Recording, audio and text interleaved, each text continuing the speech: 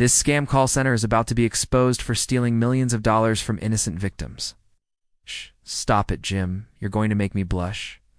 But, let me explain how I uncovered this scam and completely dismantled their operation, leading to a shocking conclusion.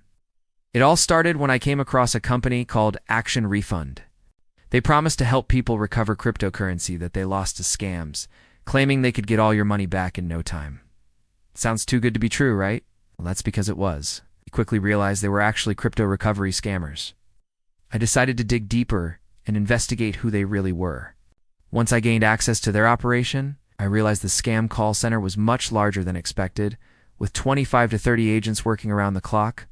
I even got access to their CCTV cameras, which allowed me to see the entire layout of their office, including the entrance, lunchrooms, and various smaller rooms where the agents worked. Special thanks to Marwin for helping me access this information. His channel will be linked below, so make sure to check it out. This call center was based in Johannesburg, South Africa, specifically in the design quarter. We figured this out by spotting cars parked outside the office at certain angles on the cameras. I even managed to map out the office floor plan using the camera angles. The scam worked like this. A victim who had previously been scammed would sign up on the Refund website, providing their details and explaining that they needed help recovering their money.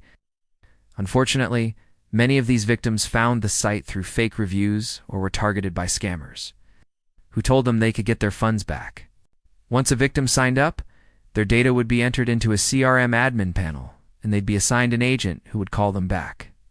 By this time, these scammers had access to information from over 50,000 victims. Here's how the scam started. A victim would get a call from an agent like Charisse, would introduce herself as an agent from Refund, and ask about the scam they experienced. Victims would recount how they were scammed, often by a fake investment scheme. The scammers would act like recovery experts, offering sympathy and promises of help. They'd trick the victim into believing that if they paid a fee, they could retrieve their lost funds. Here's an example of how the scammers would manipulate the victims. Don't worry, you shouldn't have to pay a tax to withdraw your own money. But if you don't act now, you might never get it back.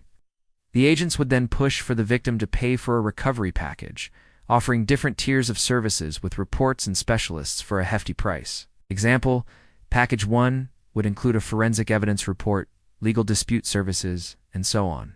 But the truth is, this was all a scam.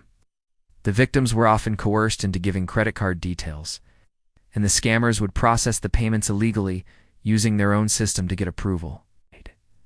They'd even use the victim's data to further manipulate them. Sometimes, the agents would celebrate after successfully scamming a victim. They'd high-five each other and even run laps around the office as if they'd won a prize. Their reward? A bonus from the boss for every scam that was pulled off. They'd also get occasional treats like KFC, bought by the boss to celebrate their success. The agents didn't know it, but they were being scammed by their own employer. The more they scammed, the less they kept. I managed to obtain the monthly sales figures from these scammers. And from January to July of 2024, they made over $1 million in sales. This wasn't just small time, it was a full-on operation. Once they got a successful sale, the scammers would move the money to different accounts and often encourage the victims to keep paying for more packages. It was all about squeezing as much money out of them as possible. Eventually, the scammers started getting more desperate as the investigation grew. When they realized the authorities were closing in, Tyrone, the main boss, started firing employees and moved the entire operation, but it was too late. The evidence was already in place. When I confronted Tyrone over the phone, he denied everything. He tried to play the victim, even accusing me of misinformation. But the truth was clear. He was the mastermind behind the entire scam. Despite his attempts to cover up the operation, he couldn't escape the truth. We continued to gather evidence, and after months of silence from the South African authorities, Tyrone and his team became more nervous. His former employees came forward revealing the truth.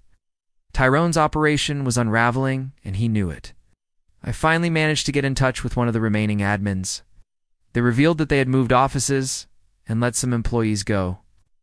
But they couldn't hide the fact that they were still running the scam. Their lives were falling apart, and the truth was being exposed.